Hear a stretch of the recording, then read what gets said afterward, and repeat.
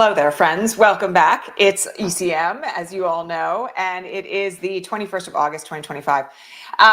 Lots of consternation and concern this morning about a ruling out of the New York Intermediate Court of Appeals. We're going to talk about this in depth, that threw out Trump's verdict for fraud. And so this was the fraud verdict, by the way, about the misrepresentations to the banks and financial institutions about the valuations of his property that resulted in that massive hundreds of millions of dollars verdict last year. So this is an interesting development, but I'm going to tell you all not to panic. And I think you all, if you've been here for a while, you know why. All right. So first things first, I am ECM. If you are new here, I am a former Wall Street lawyer. Financial fraud actually was one of my areas of expertise, as well as a human rights lawyer.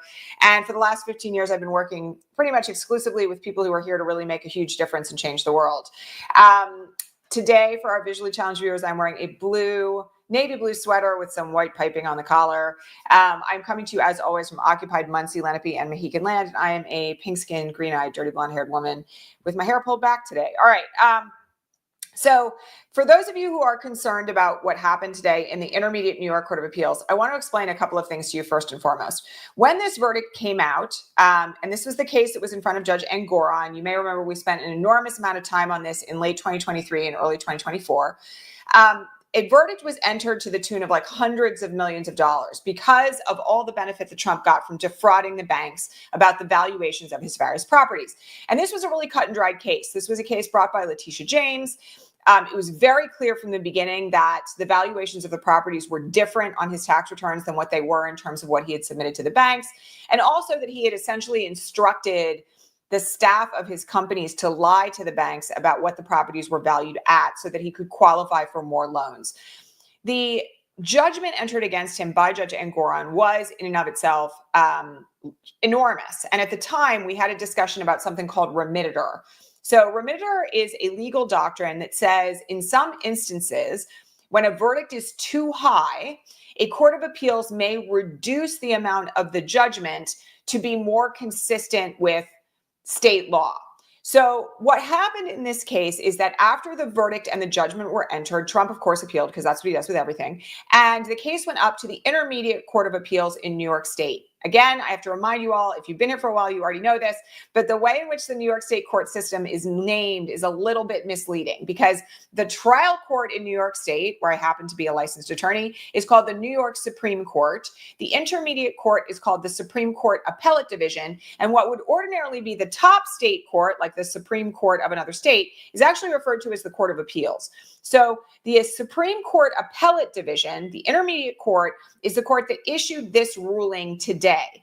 And essentially what they said was not that Trump is off the hook, not that Trump is not guilty of fraud, but simply that the volume of the judgment entered is too large. Okay. Now, this is not a win for Trump, even though he's going to spin it that way, because what it means is that he's still guilty, just that the penalty itself will eventually be reduced. So again, don't panic, don't freak out. This is one of the things that actually was kind of predicted by a lot of lawyers in New York, including myself, as a possibility when the verdict was that high and the judgment that was entered by Judge Engoron was that high, because it is really, really big for a fraud verdict. Now, I'm not going to claim that I don't think it was justified, and it may, in fact, be reinstated. So let's talk about what the next potential steps are here. First and foremost, the case can be appealed to the highest court in New York State. Again, that's called the New York Court of Appeals. Letitia James can appeal it, but so can Trump. And he may very well appeal it on the basis that he was still found liable for fraud when what he wanted was the slate wiped clean. So both of them could appeal this intermediate appellate decision. The thing that could happen in the New York Court of Appeals is that, first of all, the judgment could be reinstated for the full amount. That's entirely possible. The Court of Appeals could agree with the Intermediate Court of Appeals and then essentially do what's called remanding. Again, if you've been here for a while, you understand this also, which is sending it back down to the trial court, to Judge Engoron, to enter a new judgment that is lesser and more consistent with their instructions. Or nobody could appeal, in which case the case will go back down to Judge Engoron for the entry of a new judgment. Okay. So there's a lot of different ways that this could go. But my prediction here is that, of course, like everything is going to be appealed to the New York Court of Appeals because Trump appeals everything and Letitia James has a reason to appeal this. Okay. So this story is not over. Nobody should be viewing this as a victory. The reality is here that, you know, the judgment could be reduced by $200 million and still be a $300 million judgment. So we don't know how this is going to go. And again, one of the problems in this particular media era is that there is such a lack of education about the way in which the legal system works that if you're not paying attention to folks like myself, you may think that this is a total win for Trump. It's not. Far from it, actually. He's still on the hook for what will end up being an enormous amount of money. The question is just simply how much? That's really what this judgment is fundamentally about. So, you know, somebody was on the Patreon, many people were on the Patreon feed this morning saying that they were having a really hard time staying positive. And what I just have to tell you here is, again, this is why the thumbnail says this. He's still guilty. And the only question now is how much money he's going to pay in terms of compensation to New York State for the fraud. Okay, that's the only issue that's on the table. And again, I will just say one other thing here. I think it is extremely unlikely that the Court of Appeals of New York, the highest court, is going to toss out this judgment entirely because the evidence, you will all remember, at trial in this case was very cut and dried. Like there was no question that Trump gave instructions to his own people inside the Trump organization to just simply add zeros to the valuation of various properties. There's no indication that any of this was actually legitimate. The attempts to kind of justify the difference between the tax valuation and the valuation in terms of what was submitted to the banks is obvious. And so we're in a place right now where this is simply an intermediate step. It's not one that wasn't actually that surprising. And I just don't kind of want people to lose their shit over this, frankly, when in some sense, it's really just an intermediate step to determining how much money he's going to pay in penalty, not whether or not he actually committed fraud, because that's a done deal pretty much. I mean, the Court of Appeals could, I imagine like a 1% chance toss the whole thing out, but I don't think that's very likely. So that's the story there. And, everybody should kind of take a deep breath. All right. We had some good news yesterday, which is that J.D. Vance was viciously trolled at Union Station about what happened, basically about his descent on Union Station with a pile of National Guardsmen and Stephen Miller, who went off on a completely manic racist rant about vagrants being present in Union Station. I have to remind everybody that being unhoused is not a crime. And then got booed and chanted at about, I'm just going to say it, like fucking couches in the middle of Union Station with protesters all over DC screaming at him. Again, this is your daily reminder that a lot of this is not being reported in the mainstream press. This is one reason why I'm just going to make this pitch to everybody here, why if you are not on Blue Sky, you need to get on there, because Blue Sky has very quickly become over the last year, a really central spot for progressive media, including a lot of independent journalists. And much of what I'm going to, tell you about, talk about, give commentary on day in and day out is going to be stuff that is being reported by independent journalists, largely on Blue Sky. That includes, by the way, video. One of the things that we have to keep in mind here is that legacy media, and particularly legacy media that is in bed with Donald Trump, really has a motivation right now to not tell the truth and to not tell the totality of what's happening in terms of the way people are rising up and fighting back. The footage out of DC for the last couple of days shows that there is a dramatic uptick in literally hundreds and thousands of people showing up at events like this to make their voices heard and to run off ICE. Again, there's footage. We talked about this yesterday in Columbia Heights in Washington, D.C., of a crowd of hundreds and hundreds of people running off 15 ICE officers out of the neighborhood. So that is happening everywhere. And it's really important for the sake of our own state of mind, our own ongoing organizing, that we just simply don't allow the idea that nothing is happening or that everything is lost to take over in terms of our own mindsets. And one really easy way to do that is to stay informed about the way in which people actually are rising up, because it's happening everywhere. There's just a simple, easy explanation for what's happening in mainstream media, which is that they're complicit. And in many instances, we already know that because a lot of the owners of mainstream media made massive donations to Trump's inaugural fund, to his campaign, and have worked essentially to silence voices on the networks and in mainstream media that are out there really calling it like it is. We can go back to the firing of Joy Reid last fall, or actually earlier this year, rather, to the way in which they have removed reporters of color and deeply progressive reporters, even from allegedly left-leaning places like MSNBC, and what that has meant for the way in which the narratives of non-privileged people are getting out there, along with accurate reporting on what's actually happening in the streets.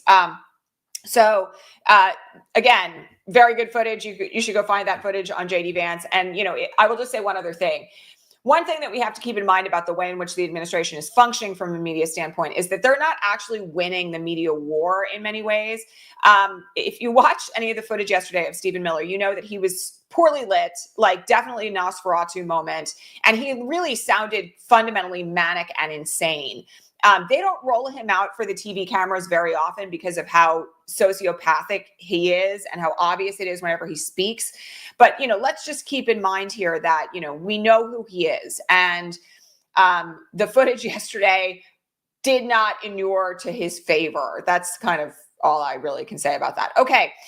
We did have, unfortunately, some very bad developments yesterday in Texas. We've been covering here on the broadcast for the last few days, the attempt, and actually like for weeks before that, the attempt to redistrict Texas to make 5 new Republican congressional districts to try to actually steal the 2026 election by making it much harder for Democrats to take back the House. Late last night, those maps passed.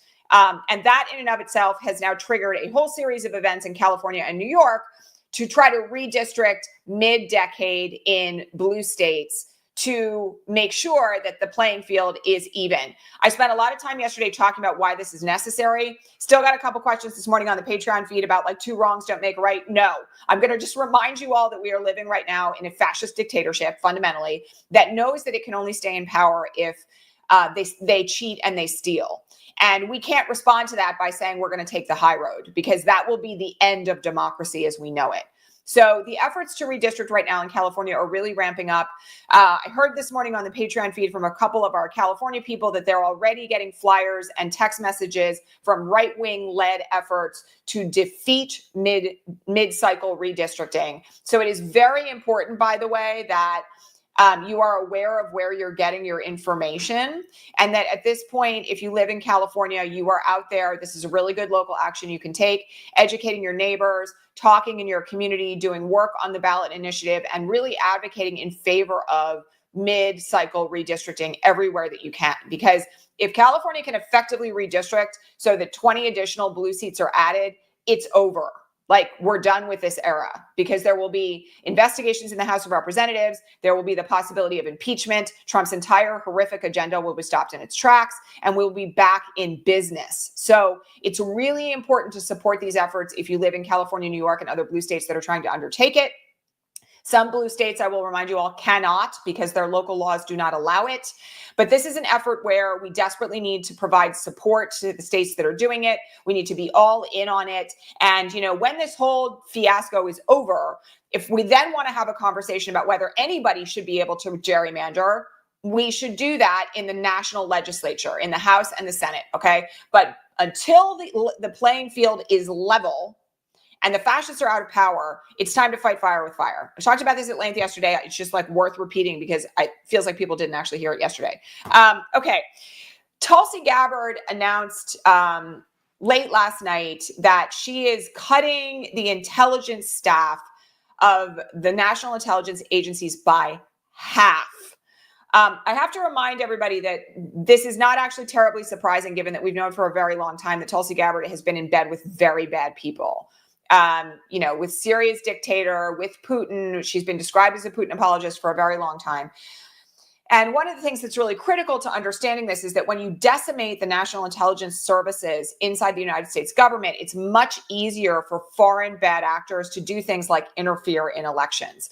The only reason to do this is if you were trying to weaken the national security interests of the United States. And she's not doing this like out of nowhere. I also just have to point out that Laura Loomer, somebody asked me a question actually yesterday on the Patreon feed about whether Laura Loomer was this administration's Rasputin. And I actually think that's a really accurate description.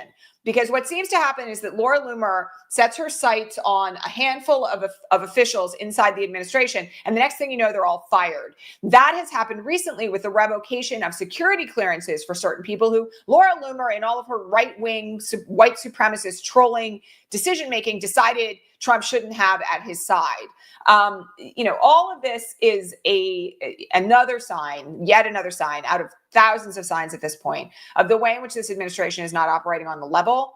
But I, of course, as do many of the people that I know, like Olivia Troy, have deep concerns about what this means for the national security of the United States. And the only thing that I can say about it is that our remedy to this is, this is going to sound very familiar.